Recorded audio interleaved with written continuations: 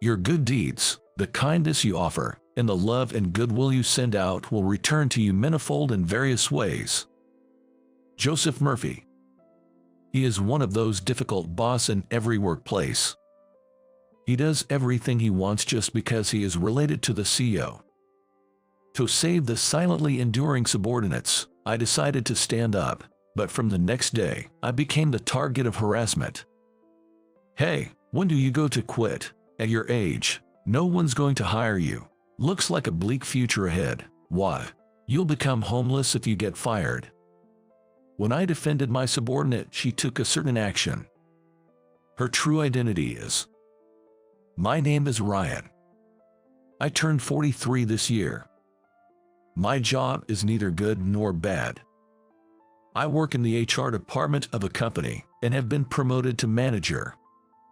Considering my age, it's a late promotion, but I find my job fulfilling and have no particular complaints.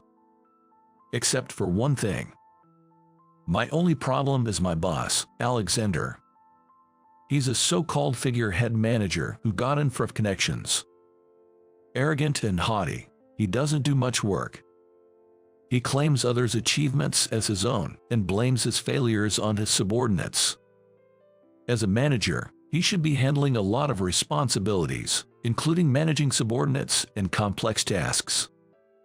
But Alexander never does the troublesome tasks himself, always finding plausible reasons to dump them on someone else. Even during busy periods, he doesn't care. When there's trouble, he's the first to leave. Such a boss can't possibly earn the trust of his subordinates, and he's disliked by everyone. Once, a female employee in our department went on maternity leave, and due to the timing, we couldn't recruit new staff in time and had to hire a contract worker. Then, a young woman called Yvonne joined us. She was articulate, asked questions, and took notes when she didn't understand something. When she had free time, she would actively help others, and we all talked about how great it was to have her. But the problem, as always, was Alexander. He who casually practiced sexism, dumped all the menial tasks on Yvonne. Making copies, serving tea, organizing supplies, tasks that weren't part of her contract. When I voiced my concerns, Alexander said, "Don't talk back to me. She should be grateful to be employed as a contract worker. Women are just meant to handle the menial tasks. Get back to work if you've understood." Yvonne shook her head and stopped me from arguing. "It's okay, I'm fine. I'll do my best in everything," she said with a smile, and indeed worked hard. I wondered how she could be so dedicated, and it seemed everyone else felt the same. One day, I happened to see female employees chatting in the break room. "Yvonne, I'm really sorry about our terrible boss, Alexander. If it gets too hard, feel free to take a break. Ryan understands these things well." "No, it's fine. Everyone is so kind to me. I enjoy working here. I see this as a challenge. Just because there's one unpleasant person doesn't mean I want to leave all the kind people here. I've even started to find fulfillment in my work." Seeing Yvonne laugh and strike a victory pose made me feel a bit ashamed. Honestly, I was so fed up with Alexander that I even thought about quitting the company, but seeing her, I felt motivated to persevere a little longer here. Making the workplace enjoyable for young people like Yvonne is also a duty of us older folks. I felt a bit more positive. Things were peaceful for a while, but one day, when I returned from an errand, I heard a familiar yelling. Alexander is on a rampage again. Entering the department, I realized Yvonne was the target this time. "How could you make such a mistake? Are you stupid? Just a contract worker after all. Can't you take responsibility for your work?" The usual character assassination. Listening further, it became clear that the mistake wasn't Yvonne's fault at all. It was clearly a result of Alexander's wrong instructions. The mistake was related to the job postings for new hires for the next fiscal year, which contained errors in the number of positions and the monthly salary. Though it was a minor error in just 2 places, it could lead to significant losses. To correct the already published job postings, we would have to request it all over again. Meaning, we'd have to pay double the fee, and even if we got a discount, it would be minimal. Moreover, we would have to re-explain to those who applied based on the initial job posting. Do you think we'd pay a new hire a monthly salary of $4,000? For 3 positions? What's that about? I said only 2. But the voice recorder clearly has you saying to recruit 3 people with a monthly salary of $4,000, Alexander. Yvonne stood her ground. She had been using a voice recorder as a precaution against Alexander, who often changed his statements. That's her smart move. I thought this would force Alexander to admit his mistake. But I was too optimistic. Voice recorder, are you kidding me? That doesn't erase your mistake. I do like this. Cunning woman. Alexander forcefully took the voice recorder from Yvonne and smashed it on the floor. Then, he continued to berate her with nonsensical insults. No one could stop him. Even though it was clear Alexander was at fault, he was hired through nepotism. Besides, he's closely related to President Anderson, so complaining about his tyranny would only lead to our own dismissal. All we could do was silently endure the storm and comfort our battered colleagues. In these times, finding a new job isn't easy, and everyone has their own reasons for working. Even if we wanted to defend someone, we couldn't. That's how it had always been. I've seen many subordinates and colleagues leave because they couldn't bear it anymore. But I had reached my limit. Seeing Yvonne biting her lip, looking down, holding back her tears, I was fed up with making her go through such pain. This is enough. You're the one at fault. It's your mistake. Do you think yelling and pushing the blame onto your subordinates solves everything? As a supervisor, you should naturally take responsibility for your subordinates' mistakes. I was ready to quit anyway. I didn't care if I got fired. But I wanted to help Yvonne, who had rekindled my joy in working, before I left. I stepped in between them, determined. Alexander, who had never been confronted before, was taken aback by my imposing stance. What you're doing is blatant gender discrimination, and as the HR manager, your oppressive attitude is shameful. Have some dignity. I said it. I finally said what I wanted to say. Let whatever happens, happen. Without flinching, I spoke my mind, and Alexander, looking for support, found everyone averting their eyes. Times like these revealed a lack of personal connections. Silently, Alexander grabbed his bag and stormed out with heavy footsteps. I'm sorry I couldn't defend you sooner, Yvonne. It wasn't your mistake. As I spoke to her, Yvonne, perhaps feeling relieved, began to cry softly. An older female employee quickly came over to console her. After some commotion in the department, I went around encouraging everyone to get back to work, and gradually, we all returned to our normal routines. As expected, the harassment began the next day. Important communications were not shared with me. I was informed of false meeting times, and then meetings were held without me, and important documents were shredded. It was so childish that I initially ignored it, but then it escalated to constant sarcastic remarks whenever he opened his mouth. Hey, Ryan, when do you quit? Where do you plan on reapplying? I doubt there's anywhere that would hire someone like you. You're 43, right? What are you going to do?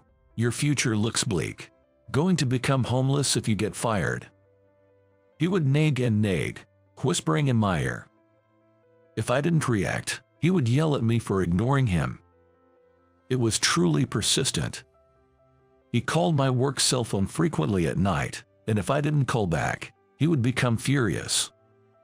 And when I did call back, he wouldn't answer. And he called me at times when people would normally be sleeping, showing his childishness. Then, he started piling on twice the amount of work, resulting in me having to work overtime until the early hours. Every single day. The workload was so immense that I had to work on weekends just to keep up. I became chronically sleep-deprived and was constantly battling drowsiness. Then, one day, I finally made a mistake. Perhaps it was the drowsiness that impaired my ability to make sound judgments. I completely forgot the deadline for documents that needed to be settled, causing inconvenience to the other party. Alexander was thrilled to use this as an opportunity to criticize me publicly. And for that trivial mistake, I was demoted.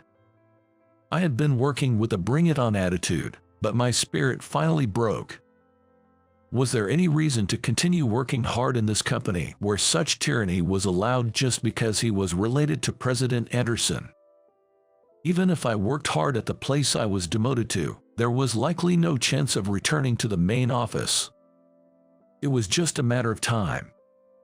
I convinced myself of this and resigned on my own terms.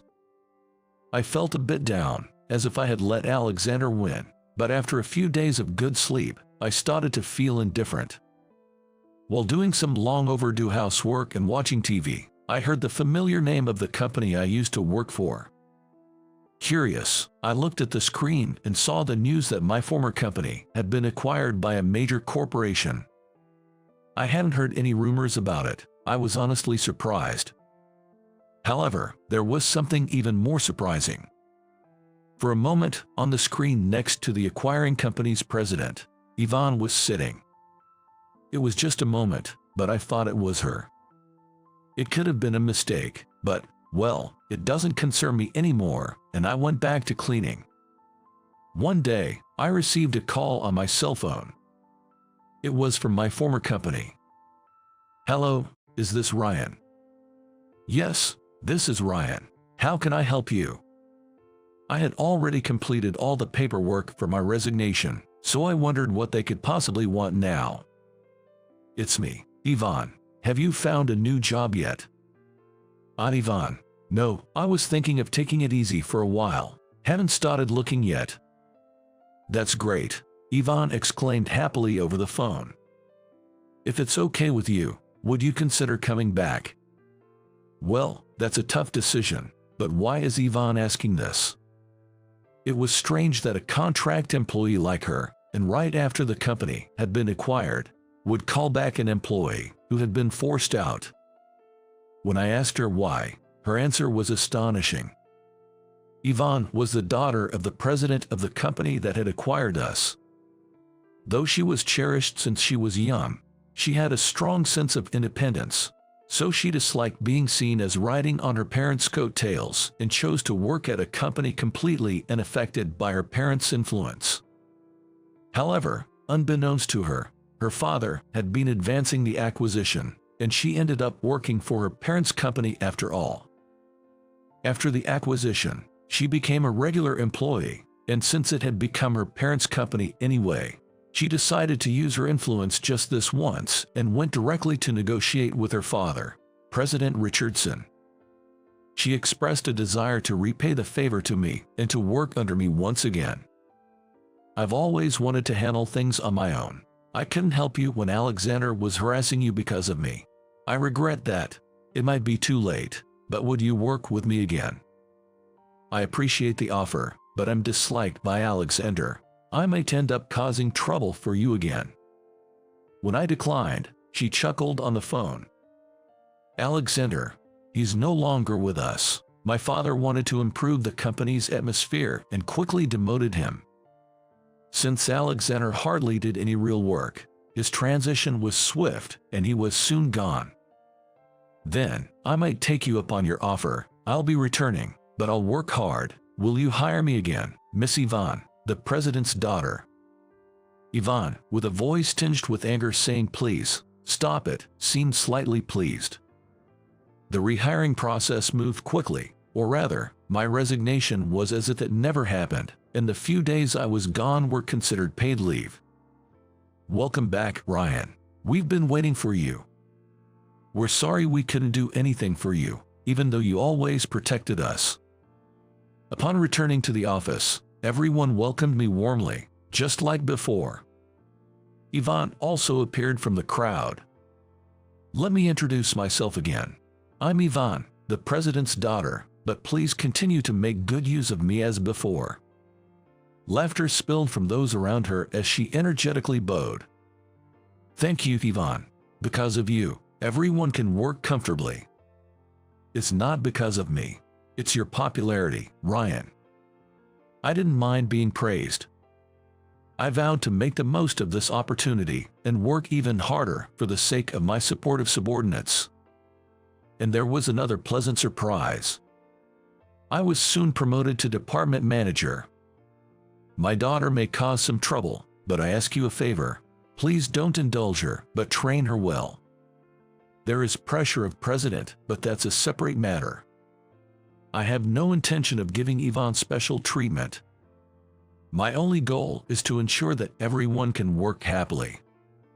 Your good deeds, the kindness you offer, and the love and goodwill you send out will indeed return to you manifold in various ways. Joseph Murphy.